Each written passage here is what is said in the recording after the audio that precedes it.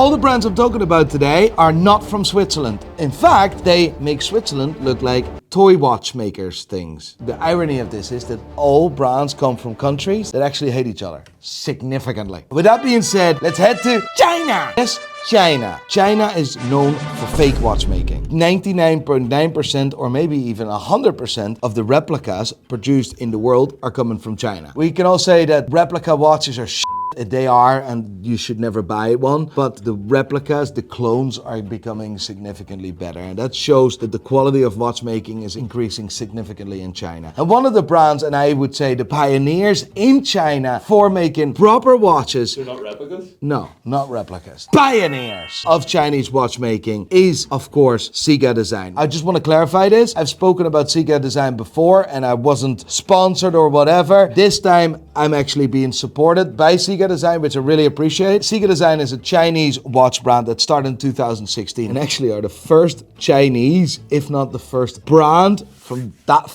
part of the world, yeah, where they eat weird fish. Maybe even the first foreign brand that has won the Oscars for watches. They have won in total 17 design awards throughout the years. They won the Challenge Watch of the Year in 2021 at the Oscars for watches, aka the GPHG. CIGA Design is making big moves. A lot of brands copy each other, trying to make the same thing, same bracelet, same dial. CIGA is really original in what they actually do. They use modified Swiss movement, they use Chinese and Japanese movements, I believe, but as well as that, they have their own in-house movements in some of their watches. And they're working on several of their own new calibers. It's insane. It's hard to make something original. A fair play to CIGA. For CIGA Design, it all started with the Blue Planet. That's this. This is the Blue Planet number 2. This is a different variation, but this is the one that actually won the GPHG awards. This is the Atlantic variation. These watches tell time completely different than a conventional watch. This watch actually uses the compass to tell the time. From this exact watch, they created several different iterations, including a collaborative piece with Label Noir, who made several other watches with brands like Maurice Lacroix. More on that in a second, but this is the Blue Planet, the one that actually won the GPHG awards. They went in insane detail, and you can even see the Rocky Mountains somewhere at the bottom. It's class. A case that is fully made in titanium and retails, I believe, $1,400. Then the second iteration is the Moonwalker, a watch that works exactly the same as the Blue Planet. However, it doesn't have a compass to tell the time. It actually has a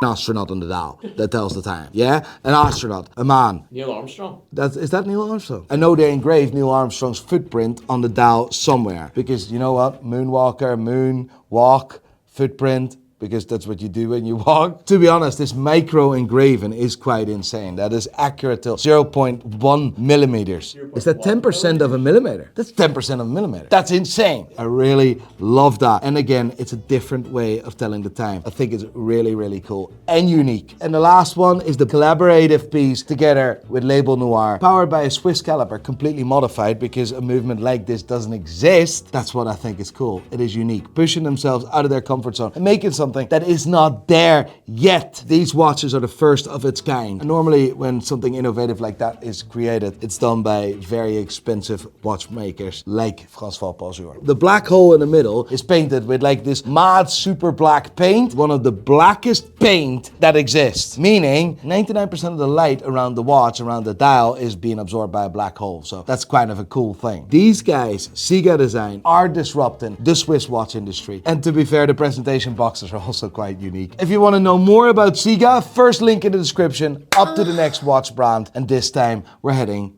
to America, the US of A. Actually, the US was a really rich country regarding watchmaking, dating back at the 1800s. Due to the quartz crisis, watchmaking in the US died in the 60s, 70s. Today, I want to highlight a proper American watchmaker, that the majority of the components is fully hand-built in the US. I thought you didn't want to talk about Trump watches anymore. Yeah, that's China. That's proper China, to be honest. But you Americans that watch me, support me, I love you guys to bits. I love America, but I've always found it very sad that there is no watchmaking industry. One man in particular is changing this. Mr. Josh Shapiro, the founder and owner of J.N. Shapiro Watches. Like I said before, the majority of the watch is fully produced in the US. This is not some micro zero brand bollocks. They're working on a process where they can actually manufacture the last parts of that in-house in the US. That's impressive. Don't get me wrong, these watches are not cheap, but anything hand-built, anything that's done at this standard will never be cheap. These watches actually start from about $25,000. The irony of Josh Shapiro is that he started this watch brand while he was inspired by a watchmaker, again, not from Switzerland. In this case, a British man, one of the best, if not the best watchmaker ever existed, Mr. George Daniels, resident of the Isle of Man. Tax-free benefits. Tax-free benefits, you know yourself. Well, he's definitely tax-free right now because he's dead as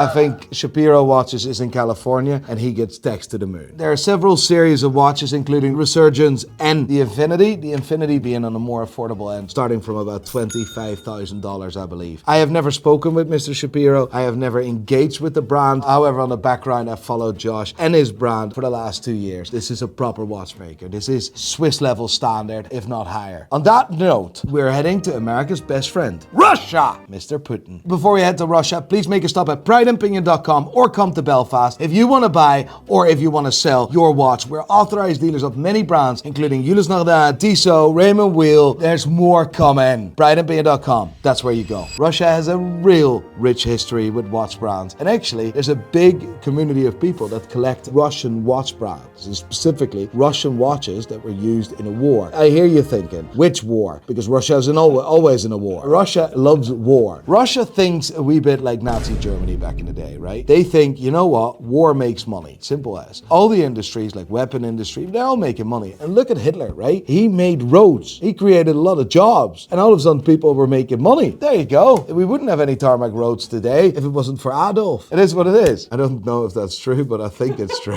It could be. If there's any historical,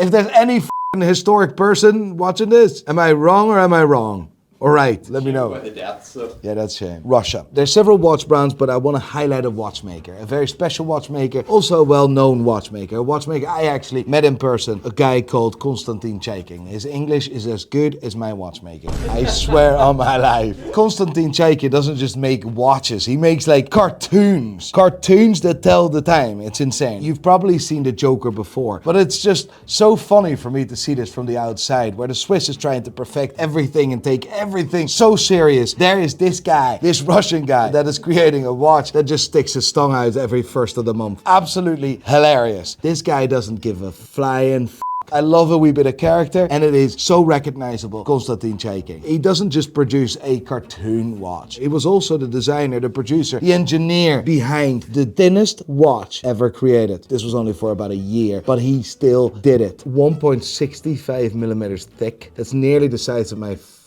you know what I mean? Really, really thick.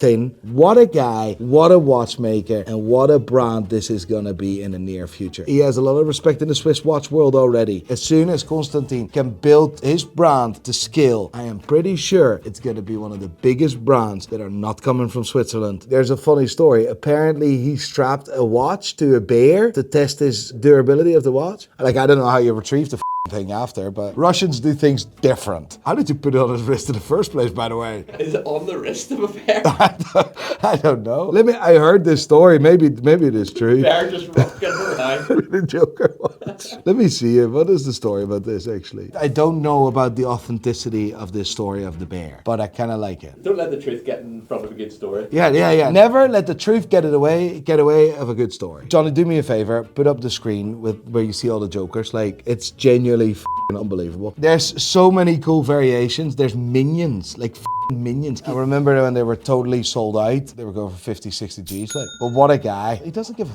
mate. That's what we need in our industry. People that don't give a I miss that. From the depths of Russia, from the home of Mr. Vladimir Putin, we're now heading towards an ally of course, Russia. Are they? Japan is an ally of Russia, yeah, for sure. Or is there an ally of America? I honestly have no clue. we're heading towards Japan. Japan is not a stranger to watchmaking. Japan and Japanese people have stirred the watchmaking world significantly throughout the history, including nearly destroying the entire Swiss watch industry during the quartz crisis. And in this case, I refer to, of course, CIGA bringing out a quartz module, meaning a battery-powered movement that was significantly more accurate and significantly cheaper to produce. And therefore, nearly 60% of the Swiss watchmakers got absolutely done by. They went bankrupt. The Japanese do not take prisoners. However, CIGA that we know today has, of course, several departments. CIGA, then we have Grand CIGA. It's basically the same thing as CIGA, but then with a more expensive price tag. Grand CIGA standing for at least $1,000. The lefties usually get offended by this. The lefties really love Grand CIGA. They're really defending themselves that they spend so much money on a CIGA. I love it, mate. We all get it. Some of them, like the new release, like the Grand CIGA, mate, it would put Hublot to shame. That said, their dials are spectacular, amazing. Is a dial worth $5,000? Oh, I'll leave that up to you. Then we have another brand from CIGA called Crador. And Crador is like the ultra luxury end of the spectrum. Crador is worth every penny. Crador is special. Don't ever talk shit on Crador. Crador is the daddy. I've been a big fan of Crador for many years. But beside the CIGA Corporation, there are independent watchmakers. And one really stands out for me. Hajime Asoka, a guy that actually got into watchmaking at a later stage of his life, same as George Daniels. George Daniels didn't make any watches until he turned 50, funny enough. And then he became basically the best watchmaker ever existed. Hajime Asoka in later life started with watchmaking. And with this brand, he makes one of the most spectacular watches I have ever seen. The Tourbillon 1. This watch brand beats the Swiss any day of the week with his eyes closed. It's insane. As you may know, I'm a big fan of the chronograph, and his chronograph is hands down one of the most insane chronographs ever created. However, the Kronenfeld chronograph is still my favorite of all time. I'm not gonna lie. But if you're able to get your hands on one of these watches, you will be one of the luckiest people in the world.